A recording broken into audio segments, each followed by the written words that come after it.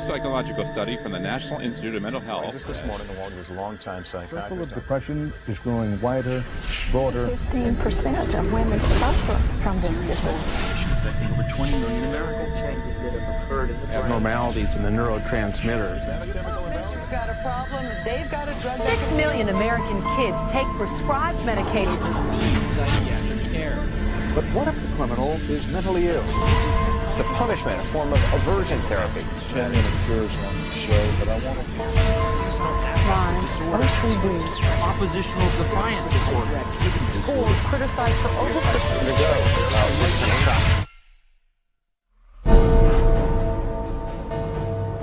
Everywhere you look, there it is. Think psychiatry has nothing to do with you? Think again.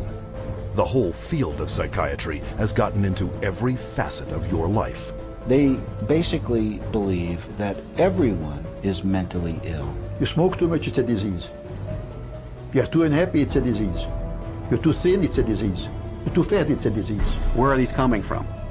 These are coming from the minds of psychiatrists that are dreaming these things up, writing papers and getting published with their names on it, creating these new diseases. First he said that I had ADD. Then he said that I was depressed. Then he said I might be bipolar, but I don't have ADD anymore. And he said, you know, I've been noticing you, and I wonder if you have it too. What they decided is that both my husband and my son had a chemical imbalance that needed to be corrected with a chemical balancer. There is not one shred of credible evidence that any respectable scientist would consider valid, demonstrating that anything that psychiatrists call mental illness are brain diseases or biochemical imbalances. It's all fraud. There's no reliability of diagnosis, and there is no science. It's just pseudoscience. It's pretend science. This is one of the most open secrets in all of America in the psychiatric field, that nothing is being done that's legitimate, and they're billing for it. Psychiatrists claim that over 1 billion of the world's population is mentally ill. In the past 30 years, they have prescribed psychiatric medications to 543 million people. And right now, they drug 17 million school children with stimulants and antidepressants. When recently asked about the scientific basis of their profession, those psychiatrists willing to be interviewed offered nothing but excuses.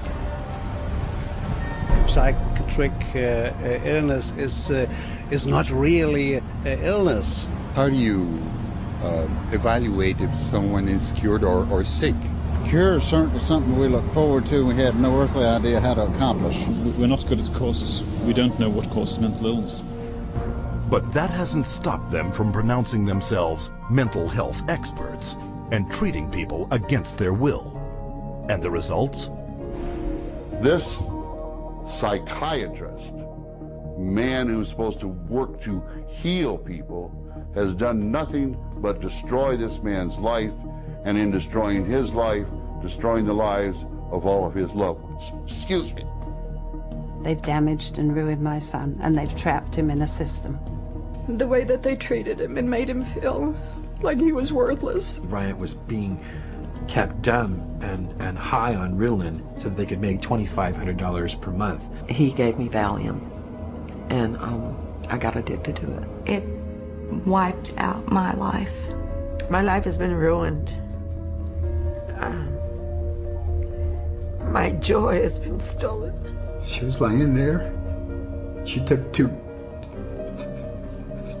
gasps of air and died right there in front of me. It is really tragic. It's awful. And it's being done for money. That's why it's being done. Oh, it's got to be in the billions. I don't know the exact number, but it's got to be in the billions. It's just unbelievable. This is so big that it boggles the mind. Take the human tragedy you have just seen and multiply it by the millions. In the past 4 decades, nearly twice as many Americans have died in government psychiatric hospitals than in all U.S. wars since 1776. Insurance companies pay out $69 billion every year for psychiatric services, doubling the cost of medical insurance premiums. And while raking in over $2 trillion annually, psychiatrists cannot point to a single cure. Hard to believe? That's exactly what they count on. And as we will show you, it's how they have been getting away with it from the very beginning.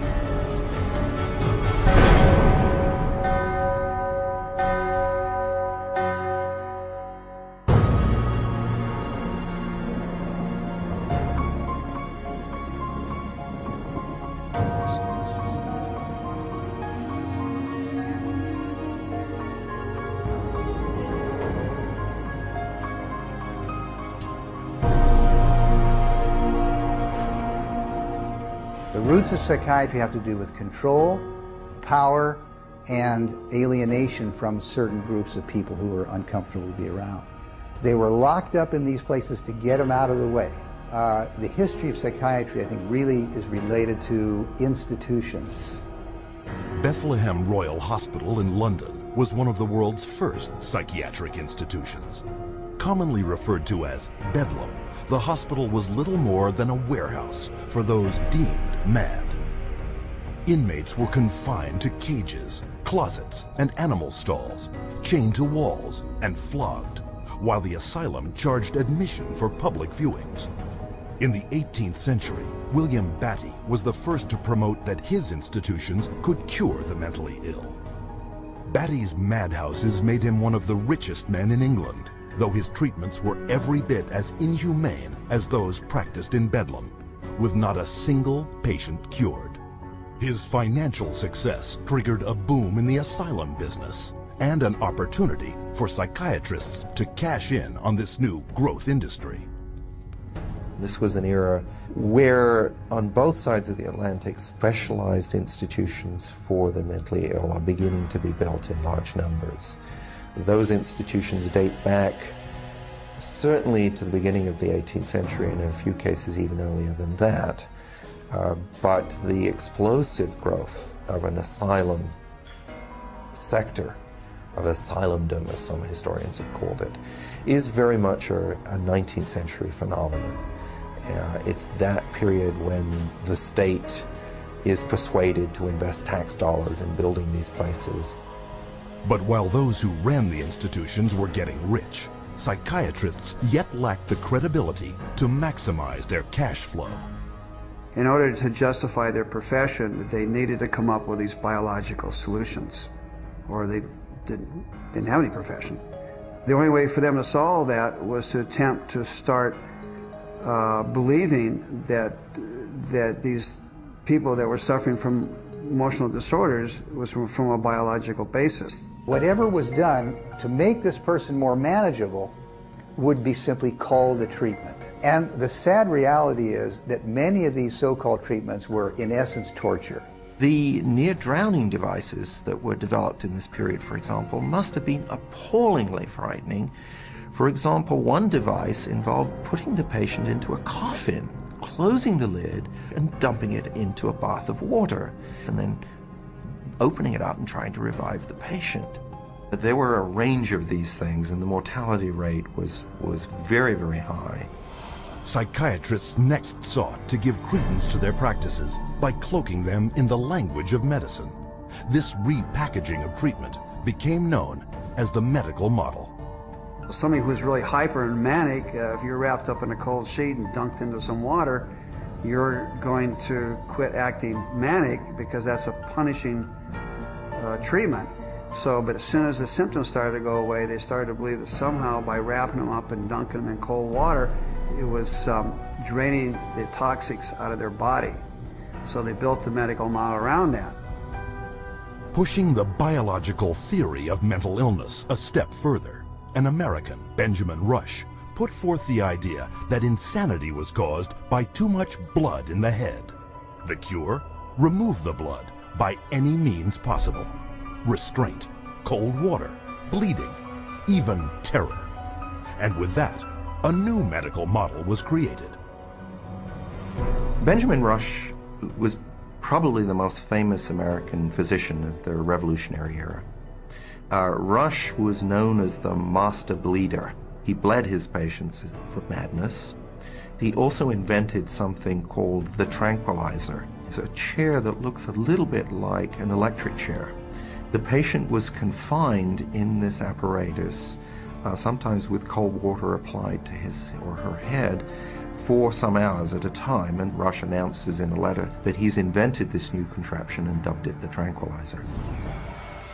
Rush's often lethal procedures were detailed in his 1812 textbook, which remained psychiatry's authoritative source for the next 70 years. He was so revered that in 1965, Rush was enshrined as the father of American psychiatry on the seal of the American Psychiatric Association. As the 1800s wore on, psychiatry's mounting failures at curing madness threatened their financial bottom line, forcing them to invent new medical models. The cures promised were not delivered. So by the 1860s and 70s, a growing mood of pessimism was covering Europe and North America, that effectively the new institutions were ever growing in size, but not growing in their effectiveness. The 20th century brought more medical models.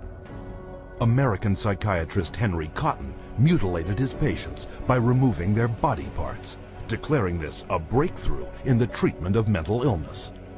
The earliest target was the teeth and then the tonsils and the sinuses, but when patients didn't get better, the enthusiasts for this treatment then started to move down the body and to say, well, obviously patients have swallowed bacteria in their saliva, so stomachs need to go, spleens need to go, colons need to go.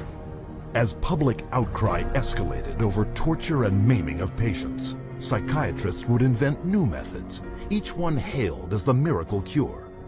But each one was ultimately proven no more effective nor less brutal than the last. This is a history of psychiatry, more or less, to damage the patient. I mean, this is a version of the original model, which was to chain them like animals. If you're doing it to somebody because you insist that they have to change, and you're going to do that by turning the screws, you might say, whether it's with medication, restraint, whatever, that's torture. And a huge part of what psychiatry has done really comes down to torture. As the 20th century progressed, psychiatry would continue to seek legitimacy by transforming itself into a medical discipline.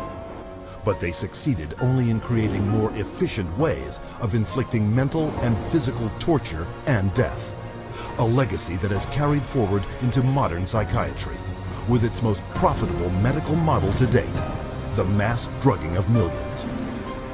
But to do this, psychiatrists first had to shatter one of mankind's most cherished beliefs, decreeing that people were not what they thought they were.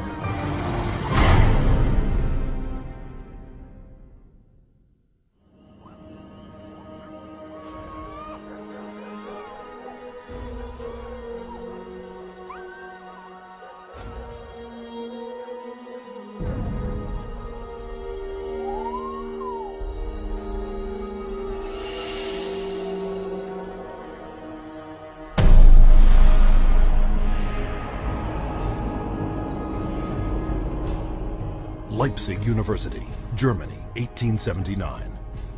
Professor Wilhelm Wundt experiments on the human senses. Wundt declares man's thoughts, personality, and behavior are nothing more than chemical reactions in the brain.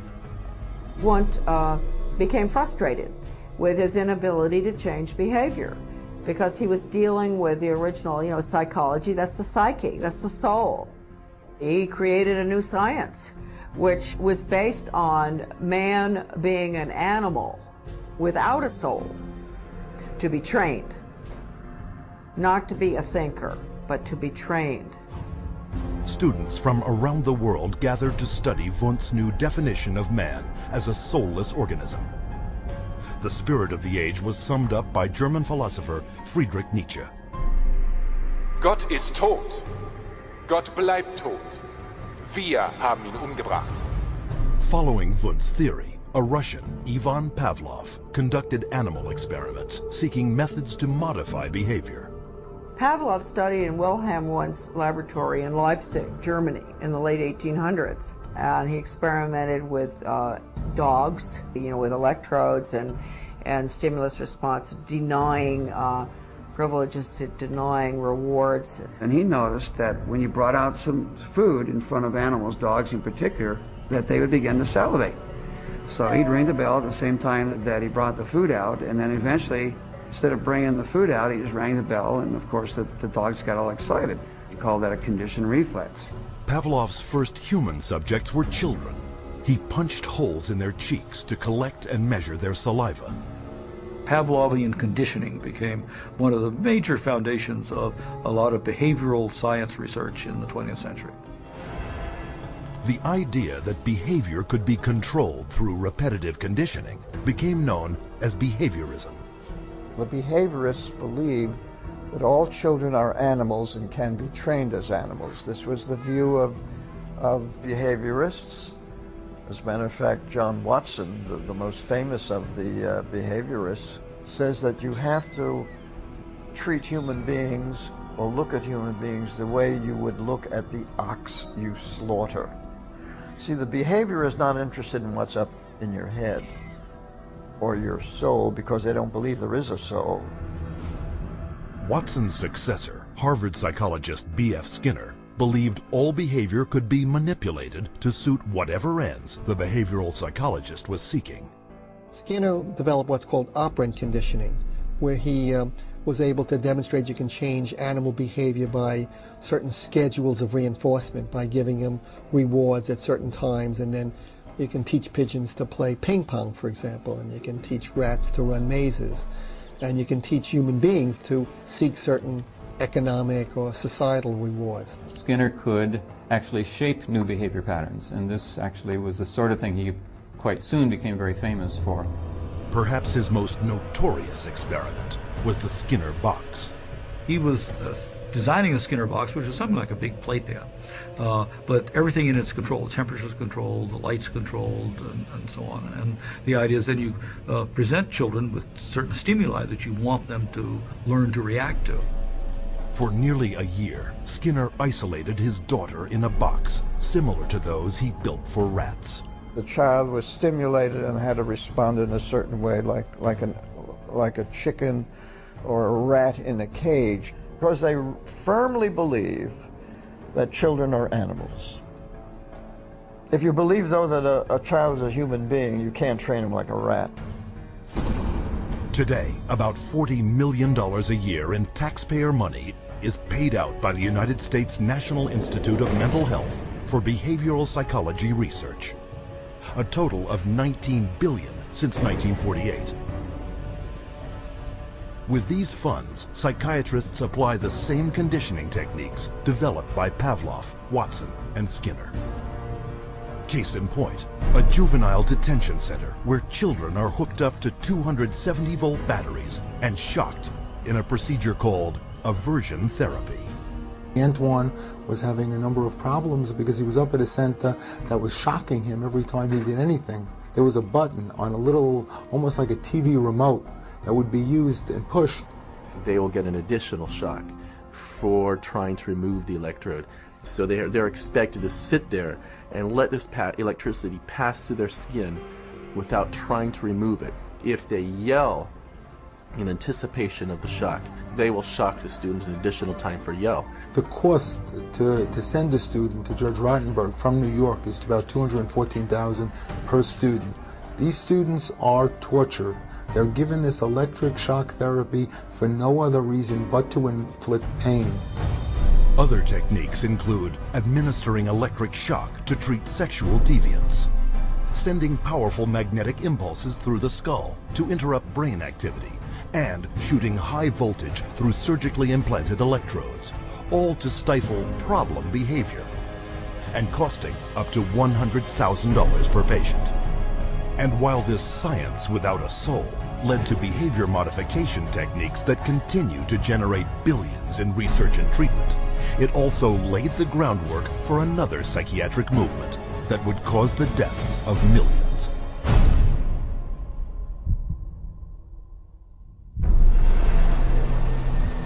January 1945.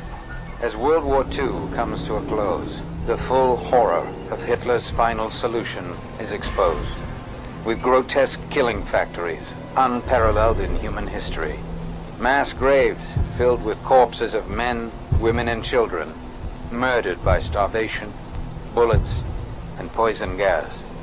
What could drive men to commit such atrocities against their fellow human beings?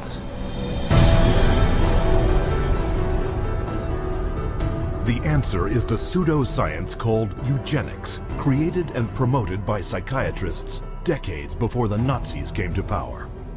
The eugenics movement got started in 1883 with Francis Galton, and he felt that human beings should take evolution in their own hands, and that the most talented individuals, the most healthy individuals, the most attractive individuals should have more offspring. There was great concern that people that they considered had poor genes were reproducing faster than the people they considered had good genes. They felt that a medical solution might be the proper one. This is what led to the sterilization movement. It resulted in sterilization of mentally ill people, sterilization of retarded people, sterilization of people we don't like politically and sociologically. So the problem is not with genetics. The problem is a pretend phony genetics used to justify inhumane social policies. Though never proven as anything but theory, by the early part of the 20th century, eugenics had spread to almost 30 countries, from England to Brazil, Mexico, Sweden, Russia, and most notably, the United States, where forced sterilization was widely practiced. The eugenics movement in Germany was somewhat different than the eugenics movement in the United States in that there were many more physicians and psychiatrists. Alfred Ploetz was one of the pioneers in the German eugenics movement and how to control the population of those whom he considered inferior. In 1905, along with his brother-in-law, Ernst Rudin, he established the first organization for racial hygiene. Alle Nationen haben sich mit einer außergewöhnlich großen Menge an minderwertigen, schwachen, kranken und Verkrüppelten abzugeben. Durch kluge Gesetze über Sterilisation würden wir auch in der Lage sein, den vernünftigsten Weg der Zeugung herbeizuführen. Hitler was particularly impressed by American eugenicist Madison Grant. Grant's book, The Passing of the Great Race, was proclaimed by Hitler as his personal Bible. In his book Mein Kampf, Hitler further hailed eugenics as the science that would rebuild the German nation. Körperlich oder geistig gesund ist, dem ist es nicht erlaubt, seine Krankheit an seine Kinder weiterzugeben. Das Recht auf persönliche Freiheit wird durch seine Pflicht, die Rasse zu beschützen, eingeschränkt. The German eugenicists welcomed the Nazi advent to power because the Nazi program could fund the very programs that they had in mind. The Nazis gave them political support, financial support, and conversely, the psychiatrists gave the Nazis a medical justification for their genocidal policies. Something like 40% of German psychiatrists had joined the SS by 1933. They weren't forced into the SS, they just joined it naturally, because the beliefs were very, very similar. Rudin and his work led directly to the decision to move from sterilization to murder. Their plan was simple. First, convince the public that feeble-minded undesirables wanted to escape the burden of their existence, but could not say it, and that killing them was an act of mercy. Then extend the definition of inferior to include Jehovah's Witnesses, Jews, gypsies, homosexuals, all unworthy of life. Psychiatrists produced propaganda movies known as the Nazi killing films, shown in all 5,300 theaters throughout Germany. Geisteskrankheit ist als ein Erbübel eine der größten Gefahren für die Volksgesundheit. Irrtum ist, dass sich solche Kranken glücklich fühlen und am Leben hängen. Sie haben überhaupt kein Daseinsbewusstsein. Wer von ihr befallen wird, dem ist die schwerste Last des Schicksals auferlegt. Ein Dasein ohne Leben. It first started with passive violence, which is starvation, It then intensified to lethal injections, and finally it developed into systematic gassing and cremation. Their headquarters were established in Berlin under the infamous code name T4. T4 program was named after Tiergarten 4, which essentially resulted over a period of time in the murder of about 70,000 people who were deemed mentally retarded, emotionally distraught, or physically handicapped by the Germans. They were called life unworthy of living. The killing, piloted in psychiatric institutions across Germany, then moved into the concentration camps, with top German psychiatrists as the executioners. Paul Nietzsche, the T4 director, declared, Das Aussortieren in den Konzentrationslagern lief etwa genauso ab wie in den Nervenheilanstalten. Und mit selbigen Erfassungsbögen. 6 million Jews died in concentration camps and as a result of Nazi extermination policies. Rudin congratulated Hitler for making his, that is Rudin's, 30-year dream come true. After the Nazi surrender, an international court of justice was held to put psychiatry on trial for its war crimes. But American psychiatrists, fearing a permanent blow to the future of psychiatry, stepped in by shifting the blame onto a handful of German psychiatrists. There were some doctors who were prosecuted, but very few. Ernst Rudin returned to Switzerland at the end of the war. He did not serve any prison time. One of the strangest things of all about the legacy of Nazi science is that some of the nastiest psychiatric eugenicists at the end of the war went back to work either in Germany or sometimes in the United States. What began with a psychiatric plan to eliminate undesirable humanity had now spread throughout the civilized world and was responsible for the murder of 11 million people. Never brought to justice, psychiatrists, as you will see, continued to advance eugenics around the world. And today we see the results. In racism, human misery, and unending social conflict.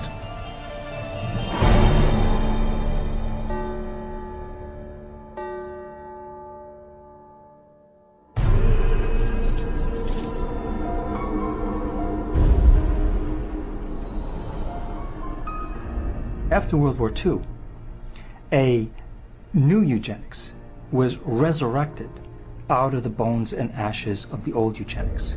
The eugenics movement has been at the forefront to establish a new scientific racism that justifies oppression and exploitation and racism. In fact, racism is inseparable from the roots of psychiatry. The entire history of psychiatry, beginning with scientific conclusions that were made in the 1830s, was an effort to prove the intellectual inferiority of African Americans. Benjamin Rush is the father of modern psychiatry, and he is the one that gave us the term nigritude. He said that all blacks have inherited this disease, and this particular disease, it caused them to be inferior. In addition to that, it was the reason why it was very important that blacks remain segregated and separate from whites so that whites did not inherit this disease. Asserting that negritude was a form of leprosy, Rush justified segregation as a medical necessity, and that became an argument to continue slavery. The fact that you have brutalized a whole group of people had nothing to do with that. It had everything to do with some genetic link, and that basically you were just a diseased person. So when a slave master wanted to get rid of a recalcitrant slave, they could just say, oh, well, they're suffering from this disease. Drapetomania, that is the name of the mental disorder that was contrived by Samuel Cartwright, who said that blacks have a mental disorder if they had a desire to run away from slavery. Running away became such a common problem that psychiatrists attempted to give that a disease. He says, but that's a cure for that. And the question was, well, what's the cure for that? Frequent whippings, frequent whippings. You'd be surprised how that disease clears up when the lash is put in place of their excuses. After slavery was abolished, psychiatric racism not only persisted, it intensified. the American Journal of Psychiatry officially proclaimed that Negroes, as descendants of savages and cannibals, were ill-prepared for higher civilization, while their pseudo-science eugenics stepped up its racist activities. There is a clear and long and intimate connection between the eugenics movement and the Ku Klux Klan. Harry Laughlin, who was the Carnegie Institution's director of the Eugenics Record Office, had a close relationship to the Ku Klux Klan through the publication of a book called White America, which was written by a major Klan leader. So Laughlin wrote a glowing review of the book in the Eugenics News, and at the same time you have the Ku Klux Klan using eugenics to justify their racist goals. But psychiatric racism wasn't exclusively American. Some of the worst abuses of the 20th century occurred in South Africa, where the government adopted the same racist theories and practices used by Hitler. This was no coincidence. The Prime Minister had studied eugenics as a psychology student in Nazi-influenced Germany in the 1920s. Dr. Hendrik Verwoerd is regarded as the architect of apartheid. He saw South Africa as a divided state with whites, blacks and brown people living in totally separate areas, with black people having no rights whatsoever. With apartheid in place, psychiatrists established mental hospitals throughout the country that were in fact nothing more than slave labor camps. These places operated under a private company by the name of Smith, Mitchell and Company. They were saving money through the cheap accommodation for psychiatric patients while making massive fortune out of money that Parliament had appropriated for medication. So it was a corrupt system. When this operation was finally exposed, it was discovered that 67,000 prisoners had perished, while at the same time, psychiatrists had collected $117 million in funding from the South African government. The World Health Organization issued a report declaring that psychiatry cultivated racism and that apartheid did have a parallel in the ownership and trading of slaves. In 1971, in the United States, psychiatrist Louis Jolly West continued psychiatry's legacy of racism, hatching a secret aversion therapy experiment called the Violence Center. His government-funded plan: implant electrodes in the brains of African American and Hispanic males to shock them should they exhibit any violent behavior. And if that didn't work, chemically castrate them with drugs. When West's racist proposal met with public outrage, the plan was quickly shelved. Though psychiatry's unrelenting racist theories were blunted, they were not stopped. In 1994, psychologist Richard Herrnstein co-authored The Bell Curve, claiming to prove that blacks were genetically disabled and therefore inferior to whites. The Bell Curve really argues a very old eugenics idea. It argues that people are born with different kinds of intellectual abilities, that these are inborn pretty much at birth. It goes back to the notion that somehow black people are genetically and biologically inferior to white people as a way to justify what was really its programs of social racism and social sexism. And you see that kind of thinking going on in public school testing and IQ testing and educational testing and tracking. And this new tool fit into that old mold. It was a new tool that could prove the intellectual inferiority of African Americans. The psychiatric profession has done great damage, certainly in the past, and far too many in the present too, to subvert democracy and perpetuate racial stereotypes, even more, deep racism in society. We have to battle against this continual misinformation, disinformation, pseudoscience. It can be repackaged in whatever form or format it is. But if it is based solely upon the color of one's skin and then is the merit of that human being, I just reject it. And so today, the flame of hatred continues to burn, fueled by pseudo-scientific lies. This is the heritage of psychiatry, as a justification for racism and as a pretext for political repression.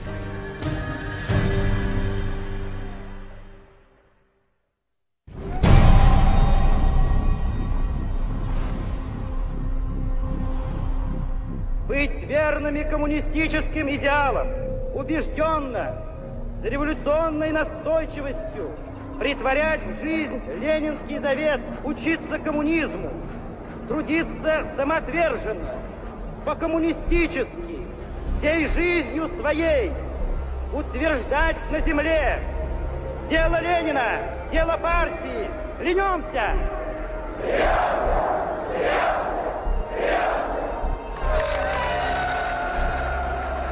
The Soviet regime demanded absolute loyalty. Those who did not toe the party line were considered dissidents and labeled enemies of the state. With no more than a whisper to the secret police, they would vanish into one of these special psychiatric hospitals. Despite the risks, these so-called dissidents put their ideas of freedom into action. Я вел жизнь тайную, конспиративную. Никто не знал, что я это делаю. У меня была маленькая подпольная типография, и я стал делать листовки.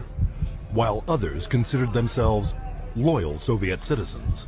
Я, например, считал, уверенно считал, что я один из лучших советских людей. Когда уже даже меня арестовали и написали особо опасный государственный призыв, я рассмеялся. Я при нем, при этом же самом нынешнем генерале, рассмеялся. Он меня вызывает психиатра на утро.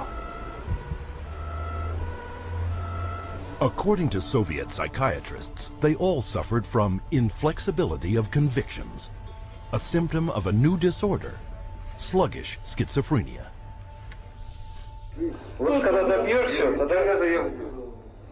Так, до конца пей. Перепей, я буду с ним. Ребята, не заставьте его. Давай пей, брат.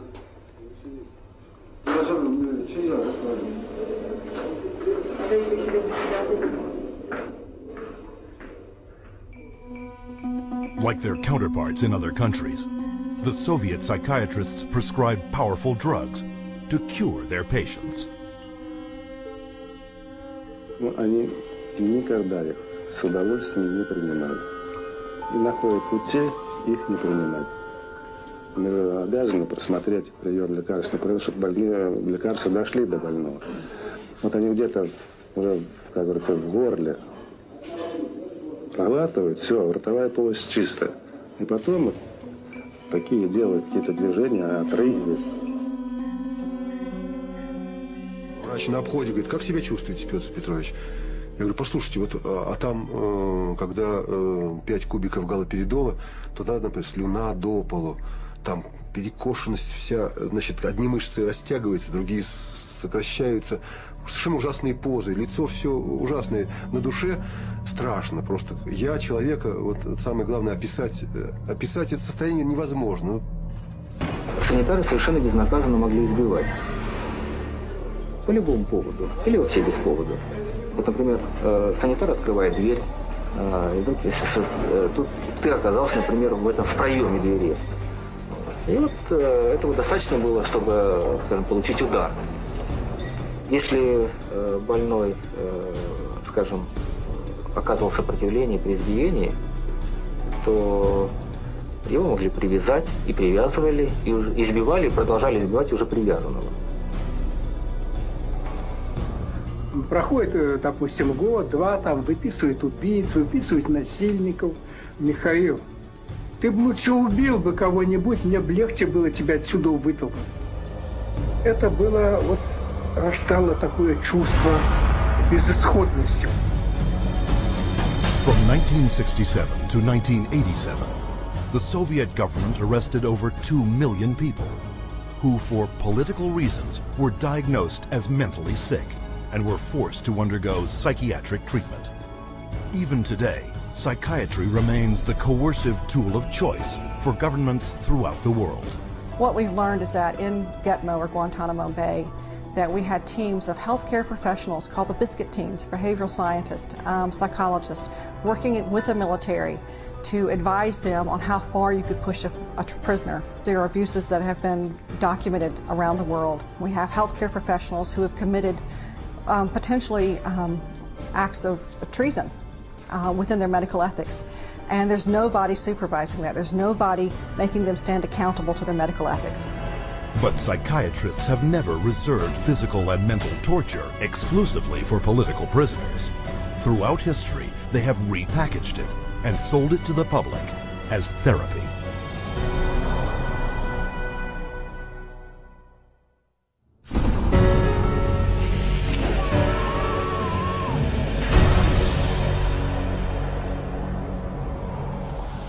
Beginning in the 1920s, psychiatrists embraced a new group of procedures that claimed to work by creating intentional damage to the brain. Manfred Sokal had this notion that he could kill just the bad brain cells, that somehow we have good brain cells, we have bad brain cells. So if you give people enough insulin, you kill those bad brain cells, and if the person survived this epilepsy, they would be better off for it. Despite convulsions that caused severe spinal cord injuries in 40% of the patients, Sokal pointed to their childlike state and declared his treatment a success. Hospitals built insulin wards, and coma therapy became big business. Not to be outdone, Ladislaus von Meduna of Hungary believed he could drive out mental illness by inducing brain-damaging seizures with a drug called metrazole. He noticed his epileptics had no mental health problems, and his mental health patients, his psychiatric patients, seemed to have no epilepsy, and so he thought doing one would obviate the other. The theory was that epilepsy and schizophrenia couldn't coexist in the same brain, and that if epilepsy was induced, that a seizure was caused, it would, quote, drive out the schizophrenia. There's no scientific basis for this whatsoever. Metrazole was fast and lucrative. In a morning, a single psychiatrist could chemically shock 50 patients into a docile and manageable state. By 1939, metrazole was so popular with psychiatrists and staff, it was used in 70% of American hospitals and in almost every other country in the world. The financial success of insulin and metrazole sparked the development of an even more profitable method of inducing brain-damaging convulsions. How is electric shock therapy done? We use these electrodes. We place them on the patient's head like this, and then by means of this machine, we pass a controlled electric current through the brain, just for a fraction of a second. The patient doesn't feel it. The story behind this miracle cure began in a Roman slaughterhouse. In Italy, in 1938, two Italian psychiatrists decided to observe that before slaughtering pigs, in order to make the pigs more docile, they would apply electrodes to their temples that were hooked up to wall current, and that this stunned the pigs, but it didn't kill them, and they could then slaughter them. Well, this gave them the encouragement to try inducing convulsions with electricity.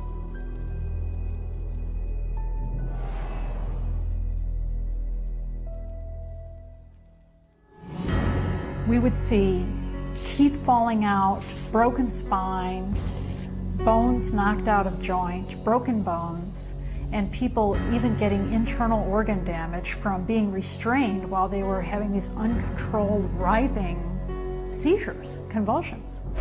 Many patients have been returned to their homes and jobs who might still be here if it were not for this helpful form of treatment.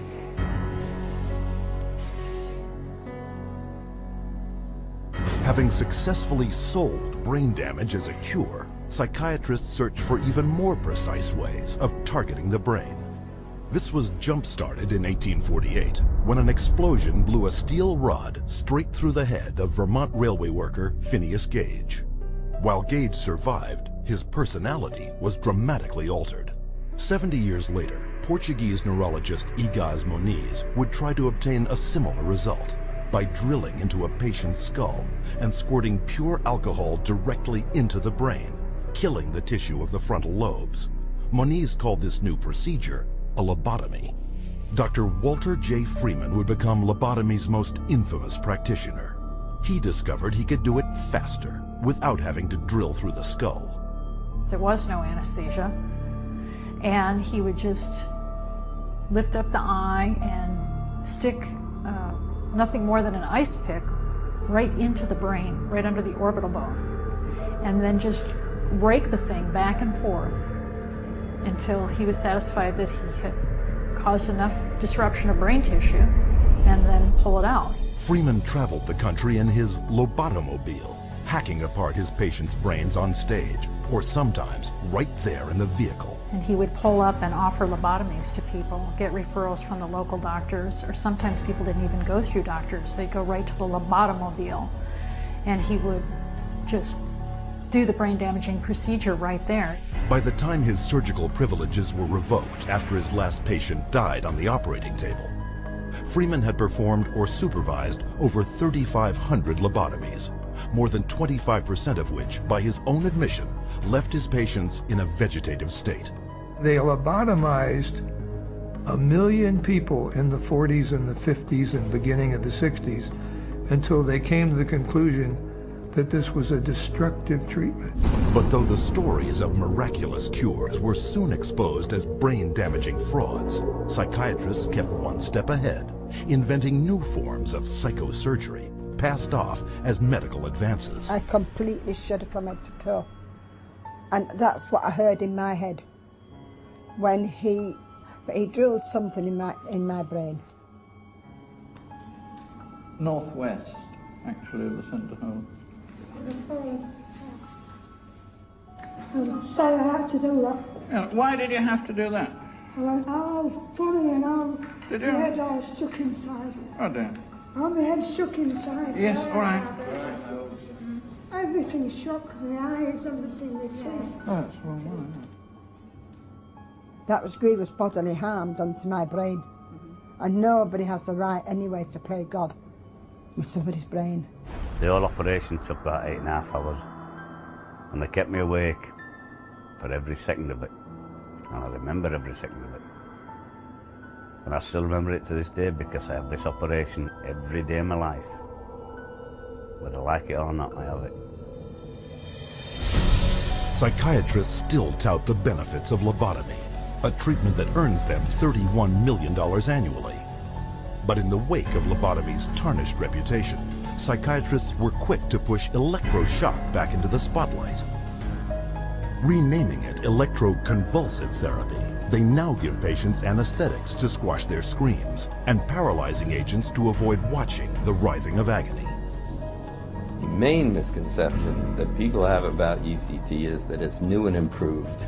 The new and improved refers strictly to these cosmetic improvements because, in fact, they make it easier on the witnesses. The person isn't shaking all over the table. They're paralyzed now. It isn't new, it isn't improved, it is worse. Every 10 years or so there tends to be, first of all, a denial that it causes any harm.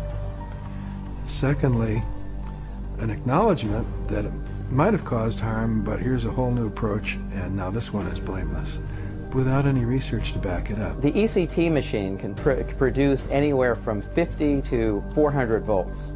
It's the kind of energy that we use for industrial machinery that might be in a steel mill or a printing press, some large piece of machinery. It's an extraordinary amount of energy, and it causes a great deal of damage. And while stories of prisoners physically mistreated with electroshock are well publicized, the amount of electricity doled out by psychiatrists for ECT is up to 33 times greater. And that damage is most often targeted at the most vulnerable. 2/3 of those who receive electroshock are women, given such diagnoses as premenstrual syndrome, menopausal disorder, or postpartum depression. Half of electroshock patients are elderly. Once they become eligible for government health care at age 65, 360% more American seniors receive ECT than at age 64. And what does this all add up to? 40,000 dead, and countless others so brain damaged they have no hope of ever recovering a normal life. For a total of $12 worth of electricity, psychiatrists in the United States alone rake in $5 billion. But the next miracle cure psychiatrists added to their arsenal made them more money than ever before. for it was faster, cheaper, and could turn every man, woman, and child into a patient for life.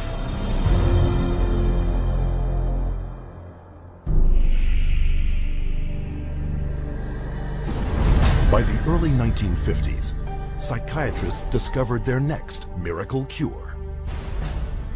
A chemical originally designed to kill parasites in pigs, their new discovery hindered brain function in much the same way as shoving an ice pick into the eye socket.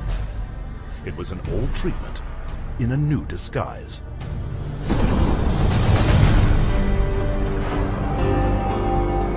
With the advent of these new tranquilizing drugs, it seems not too much to say that we're on the verge of an entirely new era in the treatment of mental illness.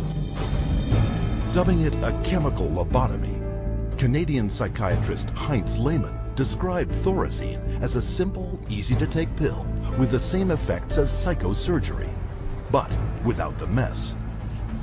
Thorazine provided psychiatry with the entry into mainstream medicine. It had its magic bullet. If I'm a psychiatrist and I have to spend an hour talking to someone in psychotherapy, there's only so much I can charge for that hour. But if I can come in, give you a pill, and send you back out in 15 minutes or 10 minutes, that's a much more efficient use of my time monetarily. What psychiatrists didn't tell the public was that Thorazine caused a crippling neurological condition known as tardive dyskinesia. And that's a neurological syndrome where you have muscle twitches, abnormal jerks, which are uncontrolled, and they either last for a long time or sometimes they're permanent. So that's very clear, very well recognized long-term or permanent brain damage from these medications. Mr. Blount has virtually no signs of his original illness now. The signs that the movements of his mouth are completely side effects of the drugs that he was on for 20 years. Mr. Blount is quite rational. He understands what's going on. And if you're patient, he can carry on a very rational conversation with you. Even when you remove the drug, it may still remain. It means you have caused a permanent disabling of the brain. In the late 50s, you get the first signs of it, people starting to worry about it. But it's not until the late 70s that psychiatrists start warning their patients about it. 20 years. Thorazine's manufacturer, SmithKline French, had good reason to keep a lid on the bad news. In the first year alone, SKF saw a 3,000% return on their original investment.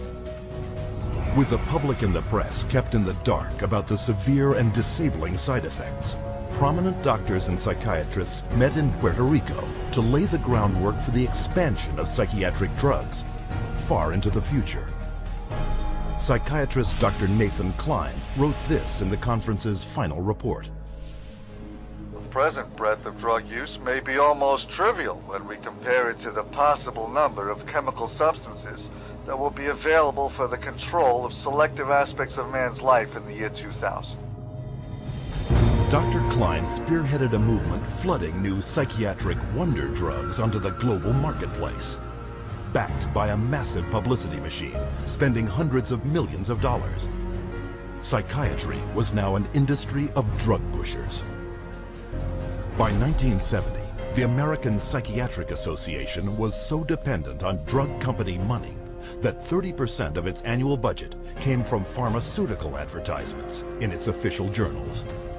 So we had money flowing to trade organizations, we had money flowing to the doctors, and to their journals. Well, we all know that that is going to influence how they think. The majority of National Institute of Mental Health and National Institute of Health scientists are getting more money from drug companies on the side than their tax-based salary. With so much money to be made, all psychiatrists needed was a scientific theory to justify it. Their solution? An official report declaring that all mental problems derive from a so-called chemical imbalance in the brain, requiring drugs to correct. This chemical imbalance is one of the greatest fallacies ever foisted upon patients and the public. There is no chemical test to show an imbalance related to any psychiatric disease, whether it's depression, anxiety, what have you. The chemical imbalance is for the benefit of the psychiatrist. It has to be there so that psychiatrists can treat it. But fraudulent chemical imbalance theories could not hide the mounting evidence of common and terrifying side effects, such as akathisia. Akathisia is like an extreme inner nervous agitation. People describe it as wanting to crawl out of their own skins. And this happens with great frequency, and it is absolutely, totally well understood to be associated with suicide and violence and homicide. After years of these reported side effects, and cases upon cases of violence, self-mutilation, and death, in 1991, health experts, legislators, and the public finally forced the FDA to order an investigation.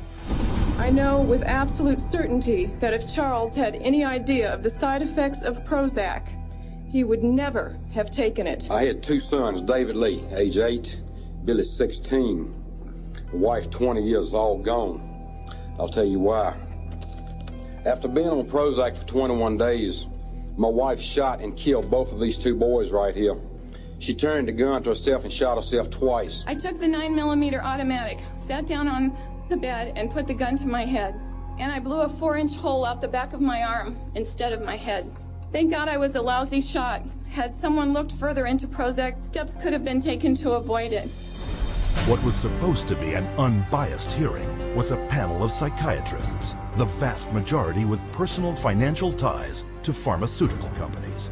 They basically couldn't find an expert, a doctor, a psychiatrist, at a leading medical school who basically in some way or another didn't have a consulting agreement, hadn't taken money from the pharmaceutical companies. I do not find from the evidence today that there is credible evidence to support a conclusion that antidepressant drugs cause the emergence and or the intensification of suicidality and or other violent behaviors. 500 deaths, 33 murder cases, and over 20,000 adverse side effects. Would you like to tell me why this drug is still on the market? Is there an alliance, an unholy alliance between psychiatric community, the pharmaceutical industry, and the FDA? And the answer is yes. This unholy alliance became all too apparent in 1997, when pharmaceutical companies persuaded the FDA to allow them to advertise directly to the public, with psychiatrists providing medical endorsement. And in just 3 years, sales of psychiatric drugs skyrocketed, almost 2.5 times. When the numbers of violence and suicide victims shot through the roof, public outrage finally forced the FDA to issue warning labels on antidepressants. But by then, 13 years had passed, billions of dollars had been made, and psychiatrists were marketing their next wonder drugs. Over 8% of the world's population has now taken psychiatric drugs, backed up by fake science and endorsed by regulators who are bought and paid for. Their harmful medications gross nearly $27 billion a year. And while psychiatrists were finding a way to diagnose and drug every person on the planet, on another front, they were continuing their assault on our most personal freedoms.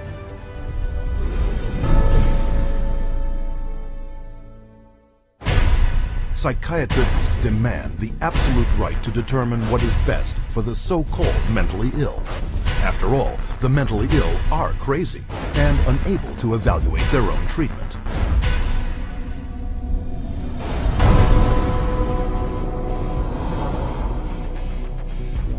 To enforce their authority over others and keep their institutions filled at profitable levels, psychiatrists use a method called involuntary commitment.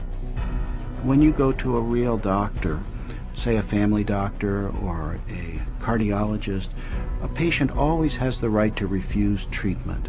So there is no such thing as involuntary treatment when it comes to clinical medicine as practiced by real doctors.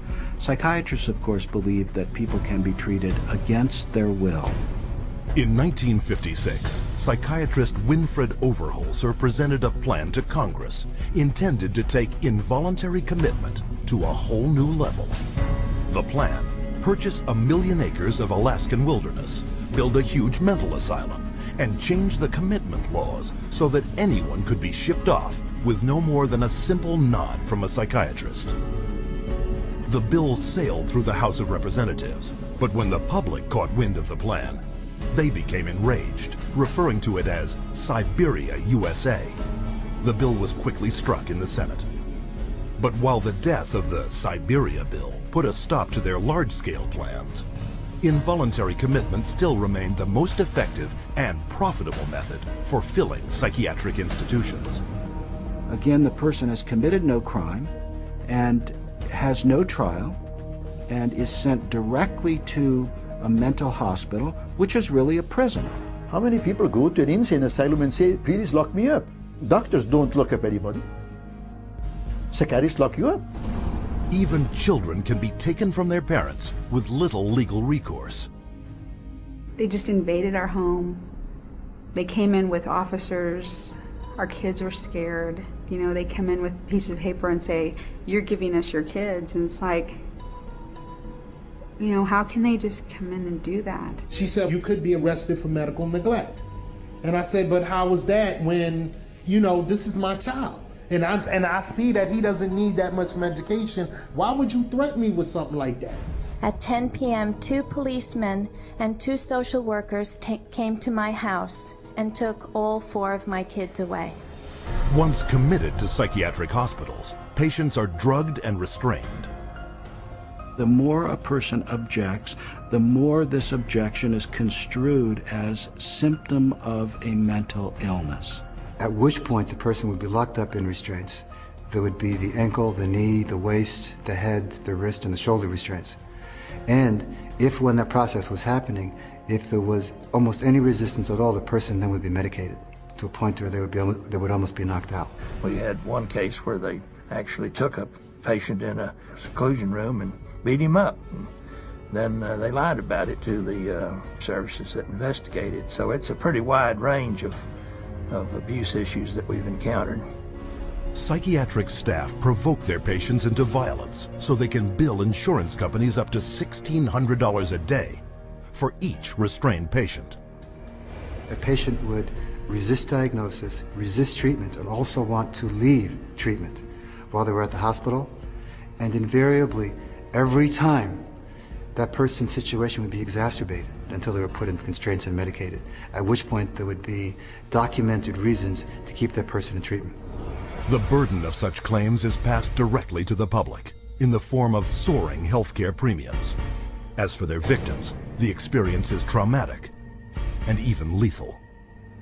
16-year-old Rochelle Claiborne died in Laurel Ridge's care last August. The state report shows during the restraint, quote, Rochelle stated several times she could not breathe. In almost all respects, the staff behaved appropriately, followed the standards.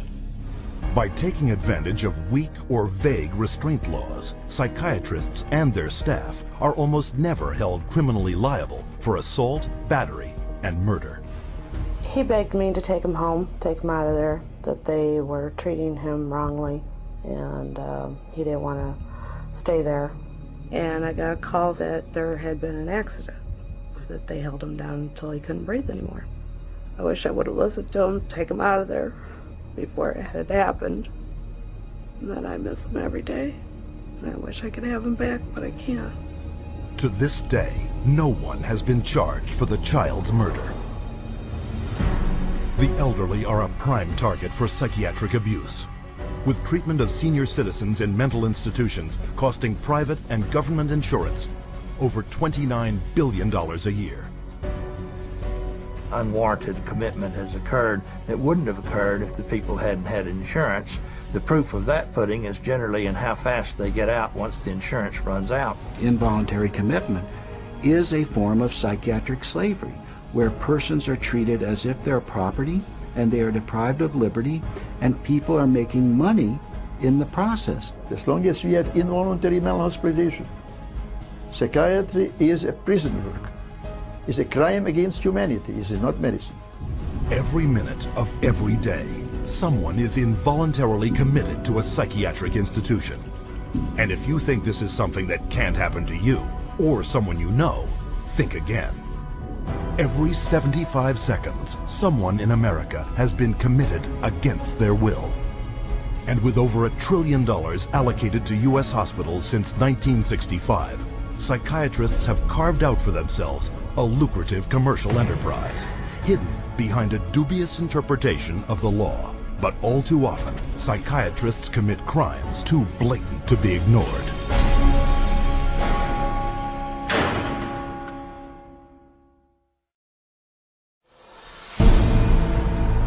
The FBI has raided the headquarters of one of the nation's largest operators of psychiatric hospitals. Hundreds complained of overbilling, misdiagnosed conditions, and insurance fraud. Investigators say they found more than 5,000 similar cases in all 50 states. Psychiatrists clearly are getting rich. Psychiatrists traded drugs for sex, filed false insurance claims, and exploited patients sexually. We have uncovered some of the most elaborate, aggressive, creative, deceptive, immoral, and illegal schemes being used to fill empty hospital beds with insured and paying patients.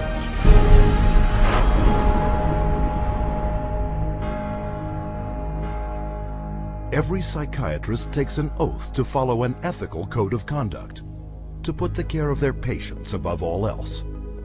But of all medical disciplines, psychiatry has the worst record of fraud and abuse.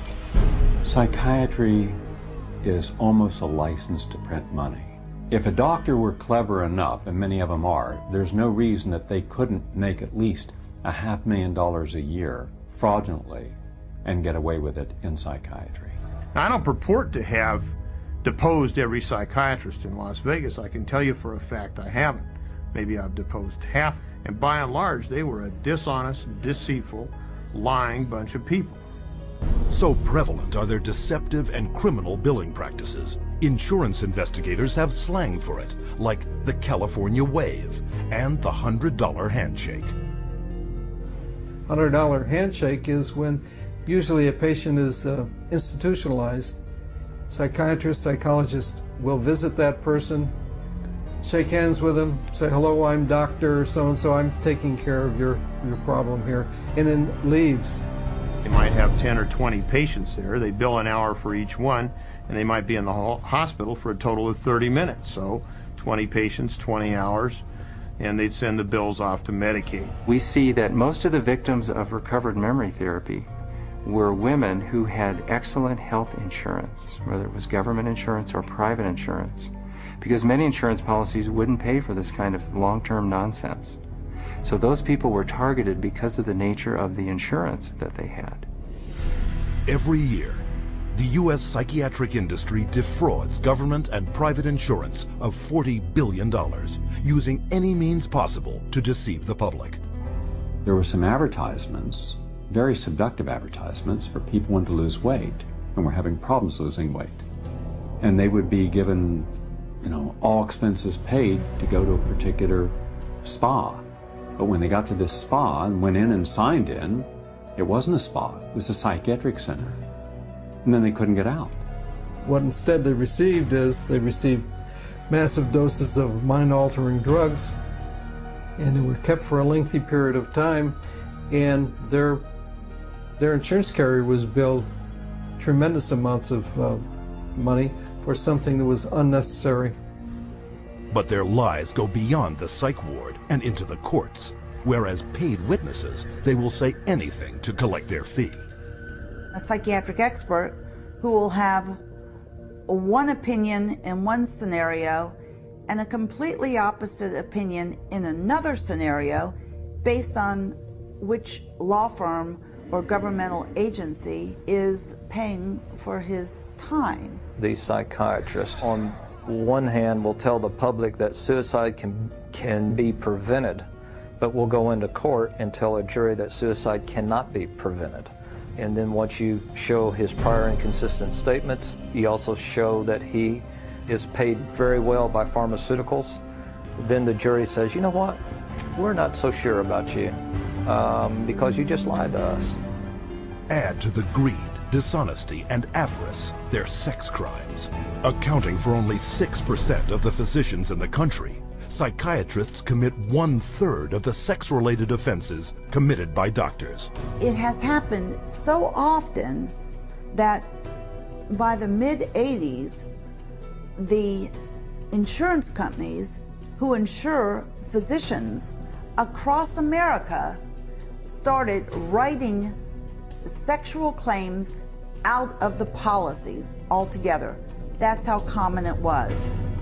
The system was so broken that more than 25,000 complaints had been registered, but nothing acted upon.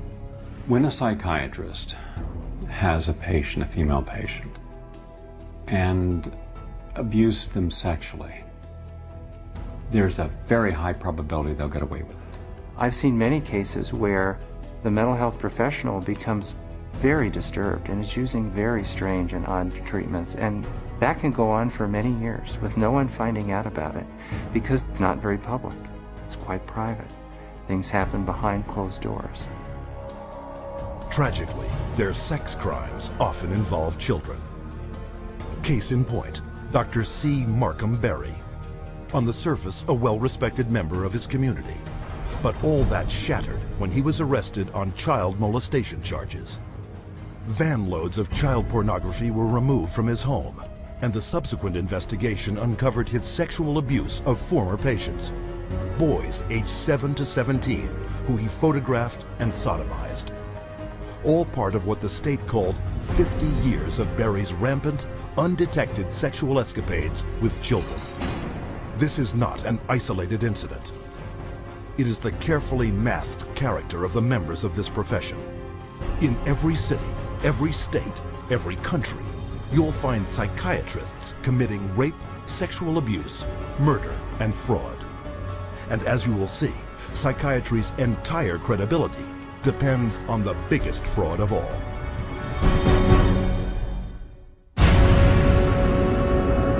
I was diagnosed with a chemical imbalance, manic depression. They diagnosed me with having ADD. He told me I had conduct disorder, ADHD, mild depression, Major depression, manic depressive, borderline personality disorder, compulsive disorder, anxiety, depression, and schizophrenia, ADHD, sleep disorder, identity problem disorder. There's no such thing as mental disorder. A mental disorder is whatever someone says it is, and if the person saying this is a mental disorder has enough power and influence, then people believe, oh, that's a mental disorder. But you can't have power or influence without credibility, so psychiatry manufactures its own. It's based on a grab bag of checklists for disorders that are published in a book called the DSM, which is the Diagnostic and Statistical Manual. There are no statistics in this book, by the way. That just makes it sound more scientific. They create this cluster of disease, and they get together and they vote. Is this a disease? All in favor say aye. It's marketed as a scientifically based document. Now, the American Psychiatric Association, which publishes the DSM, do a lot of work to create an aura of scientific precision around the DSM, but it's not scientifically based. Since the first edition of the DSM, the number of mental disorders voted into psychiatry's diagnostic manual has grown to 374. And with each new disorder, psychiatrists create yet another way to defraud the public. If you have 27 ways to bill in the DSM, that's 27 ways to bill. If you have 300, that's 300 ways to bill. So you can pretty much find anyone walking on the street that could fit into a DSM somehow. When you build insurance companies, you can't say the word. You've got to send in a number. And they have numbers for the most ridiculous things, you know, like arguing with your mother or peeing in the bed. Adolescent rebellion disorder is an official psychiatric diagnosis. Arithmetic learning disorder is an official psychiatric diagnosis. General anxiety disorder is a recent diagnosis. For each one, there is a 5-digit code with a decimal point. Now, the implication of that is if I have illness 403.16, that's different in some important and scientifically proven way from someone who has 403.17. And nothing could be further from the truth. Incredibly enough, while presenting the DSM to the world as scientific fact, Psychiatrists freely admit its utter lack of science. We have no diagnostic reliable markers for almost any illness there is in the DSM. What we're testing for in psychiatry, it's hard to say because there's nothing specifically. But as far as a test that's clinically useful, basically we're not there yet. We don't have any laboratory tests that we can use to determine whether somebody does or doesn't have a mental illness. There are no good biological tests for detecting mental illness. There is no test, there's no biopsy you can do. There is no chemical test right now. There are no specific tests to confirm the diagnosis or show the improvement, like any blood tests or any x-rays or anything like that. Oh, in my practice I don't do any tests. I just speak with people and listen to them, and then I make a decision in what kind of illness. These diagnoses vary as widely as the psychiatrists who make them. In this hidden camera footage, a person visited several different psychiatrists, complaining of the same symptoms. I'm extremely unorganized, and I didn't used to be. It's caused problems in the family. It's caused problems getting, I'm self-employed. You've got ADD, ADHD, you need to depressed, and your depression is bipolar depressed. If you have a brain chemistry disorder, it's probably genetic. You have a lot of the symptoms of depression. So it seems like it is a mixed picture. What that means is like we got some depressive symptoms and some, high symptoms. If you're bipolar, I'll need to give you a mood stabilizer. We don't know. I kind of doubt it. Considered low-grade bipolar. You are more of the ADD than ADHD. And as far as medications for depression, because I would recommend that you start a medication, which are Prozac, Zoloft, Paxil, Celexa. Usually Propylene XR is pretty good. They'll give you some Lexapro in the morning and some Trazodone at night. Lamictal is a better medication for that. It works on your depression also. But the treatment for any bipolar cycling is the same. Lithium, Remeron is another one. Trazodone, Tegretol, Depakote, Wellbutrin, Lexapro, Lamictal, Equitroid, Depakote, lithium, Ambien. You may need an antidepressant also with your Lamictal. We don't know if I give you a medication if it is going to work or not. To a certain degree, it's trial and error. You never know if it's the right drug. How many people have I cured? Well, there are no real cures right now in psychiatry. I have cured none of my patients. We're always challenged by our lack of knowledge. In fact, we don't know what the causes of mental illness are. Most mental illnesses, we do not know the cause. Of course, it would be nice to know exact reasons of disorders, but maybe in the future. I'm the Director of Research at the American Psychiatric Association. We don't know the etiology of really any of the mental disorders at the present time. DSM-5 is coming out. It's grown to 10 times its original size, and it labels everybody. I could find 5 diagnoses that would fit you or anybody else. Compare this to the research methods of pathology, a real science that discovers real diseases using a wide variety of precise diagnostic tests. We do millions of laboratory tests as well as the structural examination and the microscopic examination. It's a whole series of applied scientific procedures. In the case of psychiatry, there isn't any laboratory tool that can precisely identify a psychiatric disease and allow it to be classified. It's not as if there's some study of tissue or some study of the body or some study of matter. These are all categories which are made up. They're simply made up. They don't exist in nature. They're decided upon by psychiatrists and voted on. Psychiatrists are not the only ones who benefit from the DSM. Wherever you find a psychiatric diagnosis, you'll find a psychiatric drug. The pharmaceutical corporations now contribute enormous sums of money for the education of psychiatric residents and for the support of research by their professors, so that psychiatry today has become in America, has become very largely learning which drug to use with which disease or disorder. We need to make sure that we understand the very close interactions among the American Psychiatric Association with its DSM, the pharmaceutical companies who love the fact that every time there's a new edition of the DSM, there are dozens more categories in there, and so more conditions for the drug companies to say, oh, we've got a pill for that. In 2006, a study revealed that 56% of all psychiatrists deciding what disorders to list in the next DSM had financial ties to at least one drug company. Today, we see the consequences. A barrage of drugs, each one targeted at an invented disorder that is backed by an arbitrary diagnosis found in the DSM. The fact that it is couched in the language of science without necessarily having any of the scientific data or underpinnings to justify it is as threatening as anything we've seen today. And psychiatry's latest and most expensive ploy to fool the public by imitating legitimate medicine? Brain scans.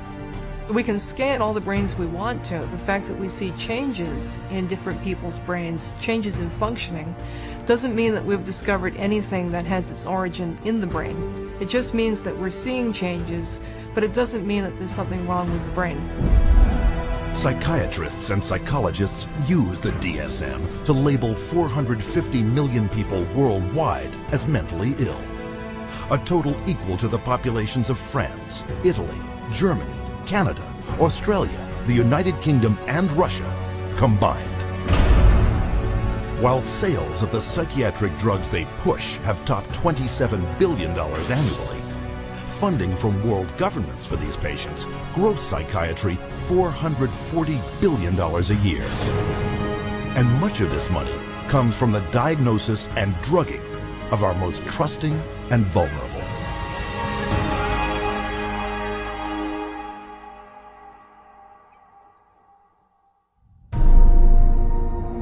We have swallowed all manner of poisonous certainties fed us by our parents and school teachers.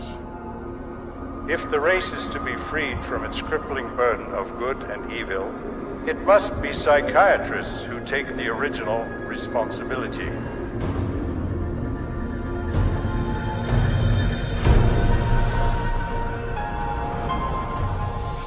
Brock Chisholm's declaration typified the psychiatric onslaught aimed directly at our school system. They actually said that the purpose was social control. Not to pass on knowledge, not to give him something so that he can go into the world of work. In 1950, psychiatrists and psychologists from around the world met at the White House to propose a total reorientation of the public school system. The White House Conference on Mental Health in the 1950s was a landmark that served to bolster the idea that schools would serve their communities better as mental health clinics than they would as institutions of learning. In the early 60s, the world of psychiatry started to really go places in this country. Little by little, it came into our schools, our educational system. And by 1965, it was written into law. Psychiatrists were given the green light for the wholesale labeling and drugging of school children. A child is labeled ADD or ADHD the minute he can't sit still for a 10-15 minute period of time, or he talks constantly or ignores the teacher completely. That will get him and earn him an ADD or ADHD label. The labeling of attention deficit hyperactivity disorder, ADHD, went into full swing in 1987. Within 1 year, 500,000 American children would be diagnosed as ADHD. By 1994, that number had soared to 4.4 million. In response to widespread public alarm at this apparent epidemic of mental disease, the U.S. government-funded National Institutes of Health assembled a panel of prominent doctors and psychiatrists to explain to parents and educators exactly what ADHD was. I would like any member of the panel to describe a typical ADHD in terms of symptomatology. Mark, would you like to, since you see them in your practice?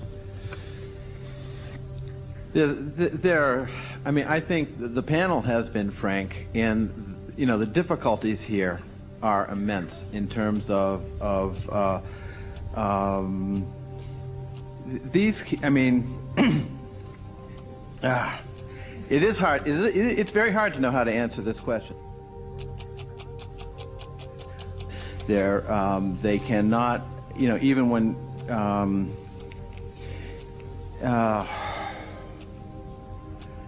they are as if driven by a motive. There are some good clinical descriptions.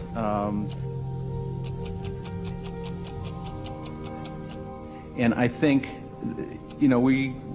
I think the part of the problem is the profession keeps changing the diagnosis. At this time, we do not have a diagnostic test for ADHD. Therefore, the validity of the disorder continues to be a problem. But this shocking admission did not stop school psychiatrists. 2 years later, the number of American students diagnosed with ADHD had shot up to 6 million. Today, 20 million children worldwide are labeled with some form of learning disorder, a diagnosis often made in a matter of minutes.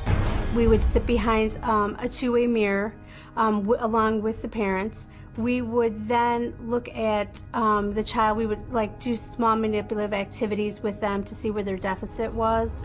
It was wrong what we were doing. We were looking at a 5-minute glimpse of this child's life and saying, okay, here you go. Here's a little pill, take it, you'll be fine. Those little pills like Ritalin, Adderall, and Concerta are classified by the U.S. Drug Enforcement Administration as highly addictive substances, right along with cocaine, heroin, and methamphetamine.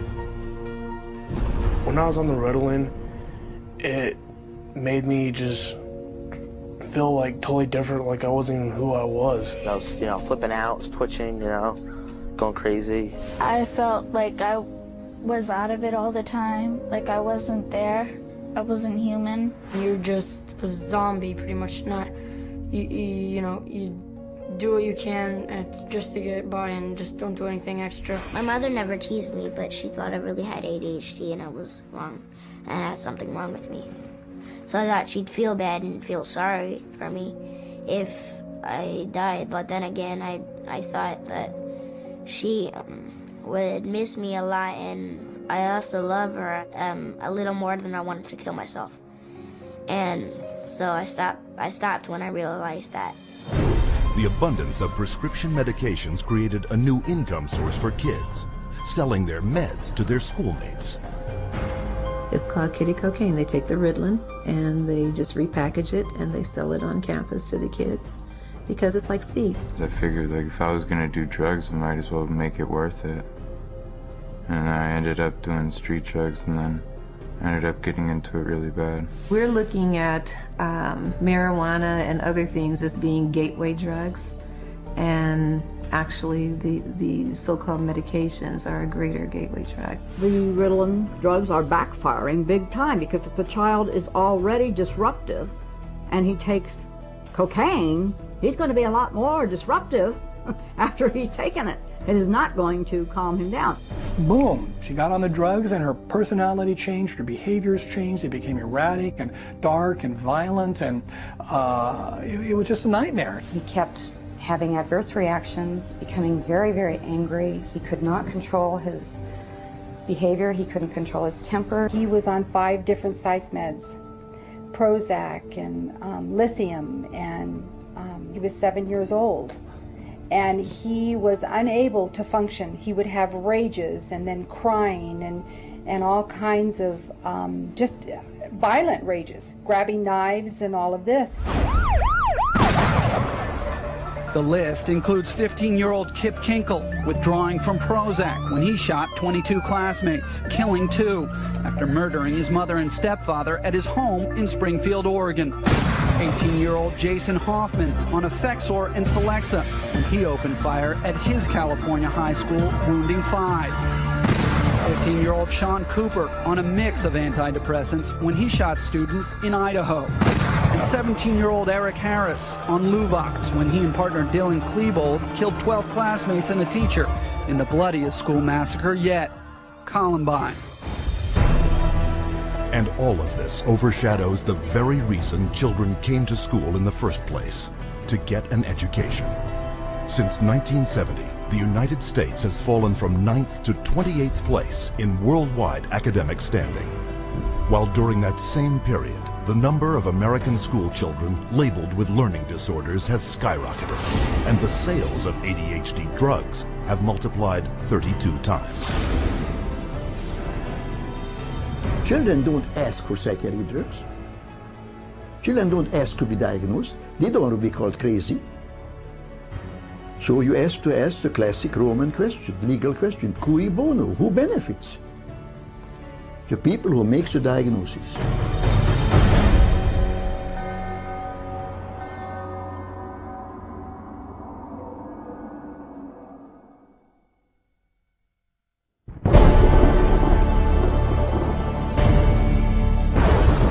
Psychiatry should actually go into government, that politicians should listen to psychiatrists. Psychiatrists should be in every parliament and should direct and monitor political activities.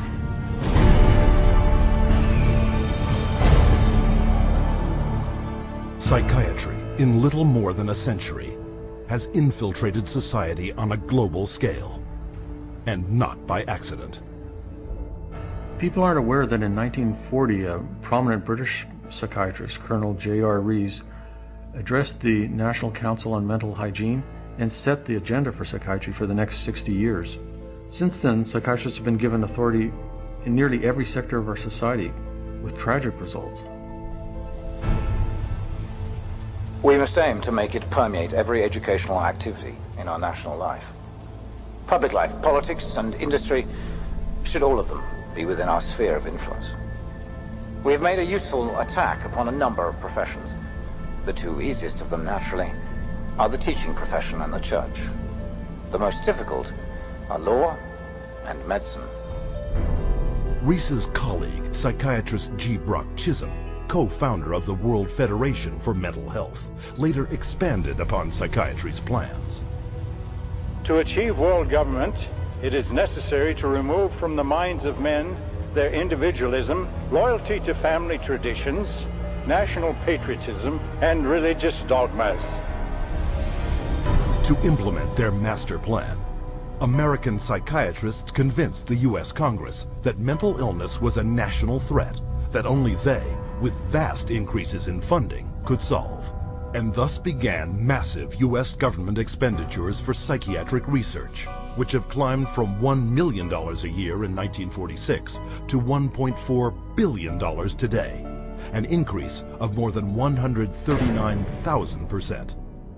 As psychiatric influence spread across America, it also spread throughout the world. Behind crisis after world crisis, you'll find the handiwork of psychiatry. Example, Serbian psychiatrist Jovan Raskovic, who demanded the ethnic cleansing of Croats and Muslims because of his firm belief in their racial inferiority.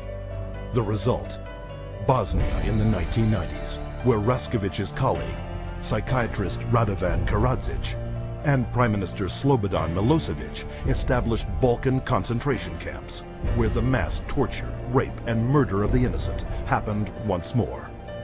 One military psychiatrist explained how it was done. C'est très difficile tuer millions de personnes. C'est très difficile, techniquement difficile.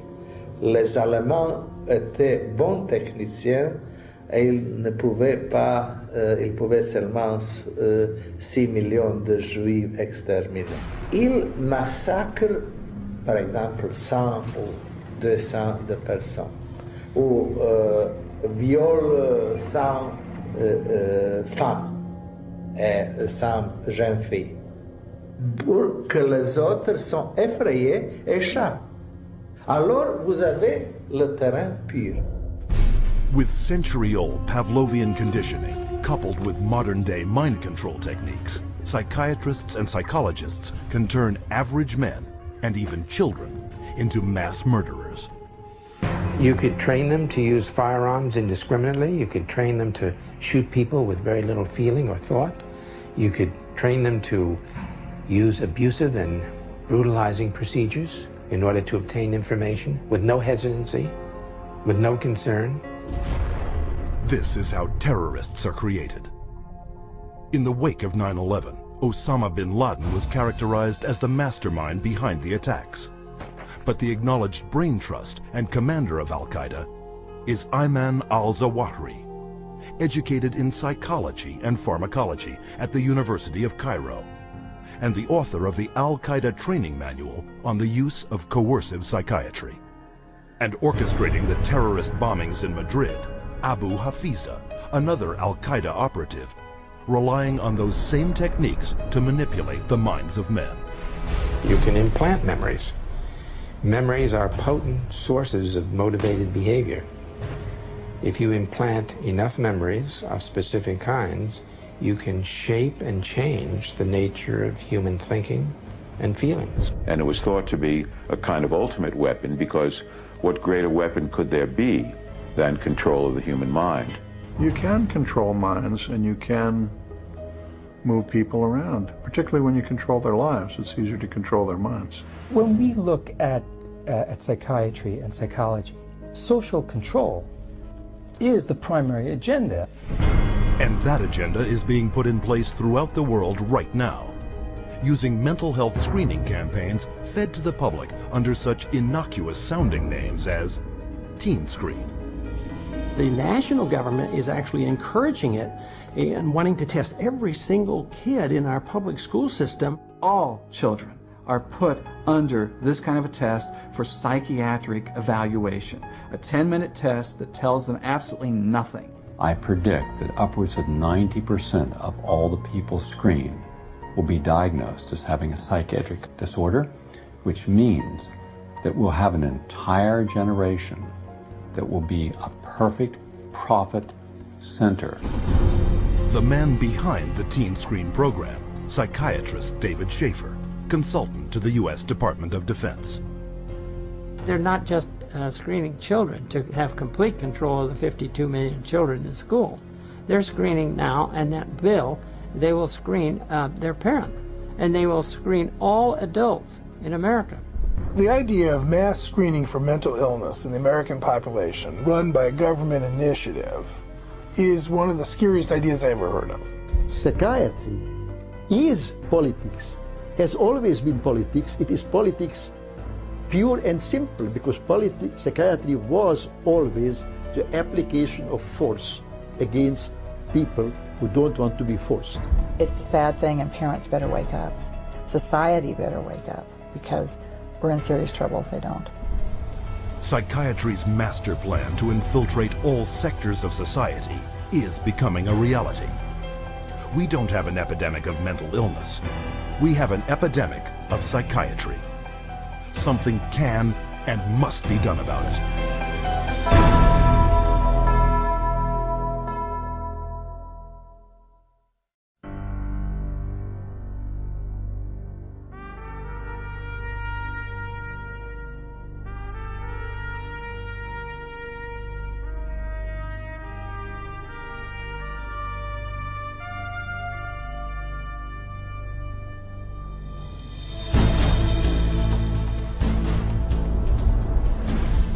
Founded in 1969 by the Church of Scientology, the Citizens Commission on Human Rights investigates and exposes psychiatric violations of human rights.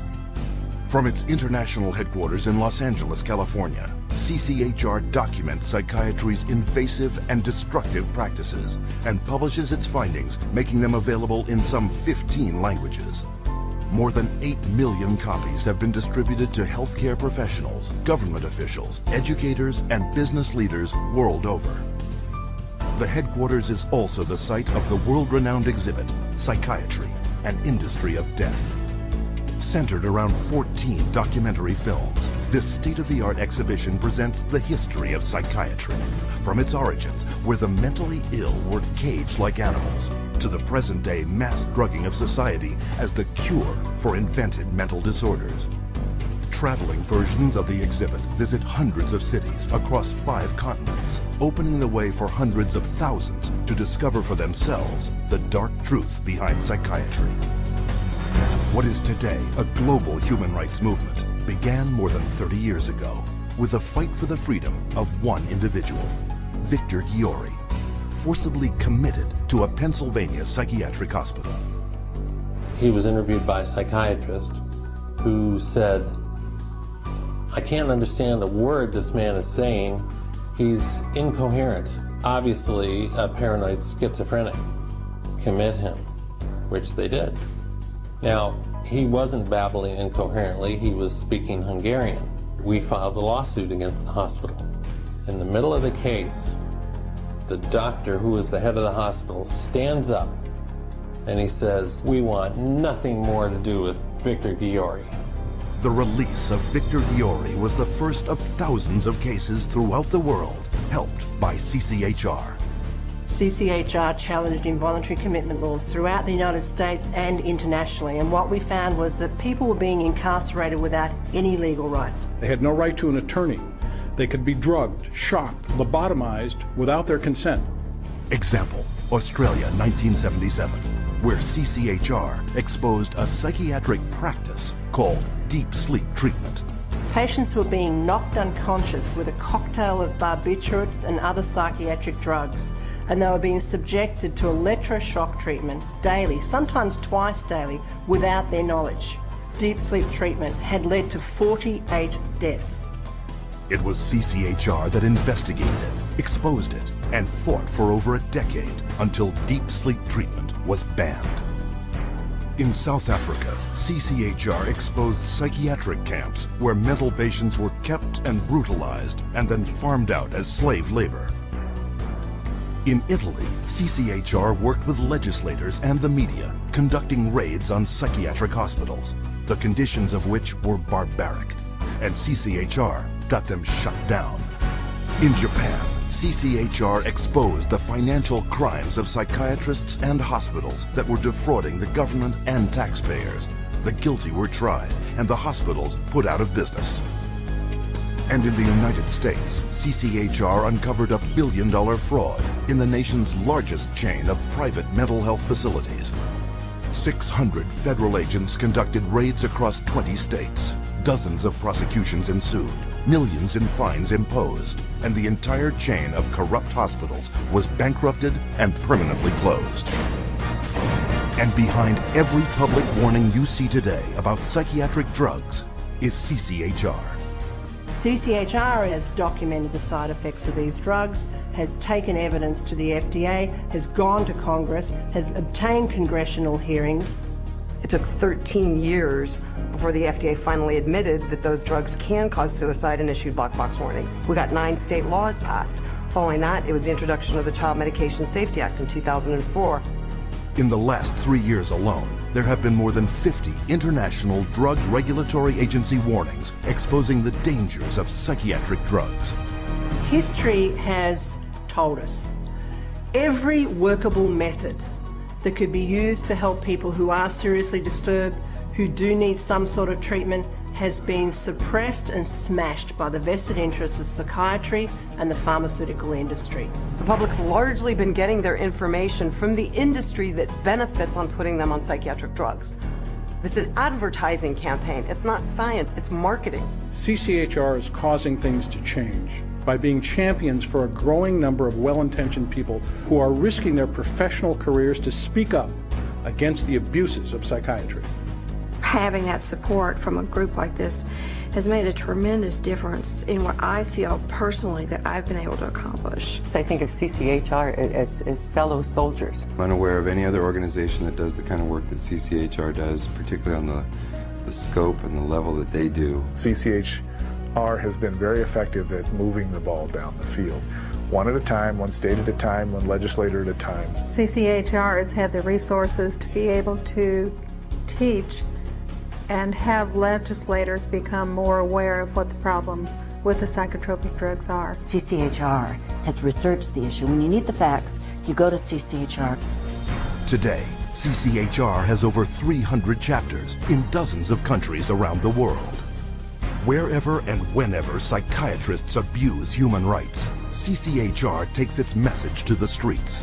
From the United States to Japan, and from Canada to the United Kingdom, prominent members of CCHR lead marches to secure the protection and freedom from psychiatric abuse for everyone. It's essential that CCHR does their job and gets the support to do their job, because the extent to which they do, the whole vehicle that's out of control about psychiatry gets to be contained and gets to be eliminated. It scares me to think if this doesn't happen. I've seen up close what it's like, and it scares the daylights out of me. You have 100,000 people electroshocked every year. You have 17 million children worldwide taking mind-altering drugs. You have people being involuntarily committed every 75 seconds, and it's all under the guise of mental health. The only way that you are going to get humane treatment into the mental health system is to take psychiatry and the vested interests out of the picture. And only then will you see people truly obtaining mental health. You have two choices. Either you pretend you knew nothing about it, or you do something about it. With knowledge comes responsibility. That's why we're here. That's why people are joining forces with CCHR. Thousands from every faith and walk of life have already joined. CCHR investigates and exposes psychiatric violations of human rights, and will continue to do so until psychiatry's abusive and coercive practices cease and human rights and dignity are returned to all. Your help is needed. Join us in the fight.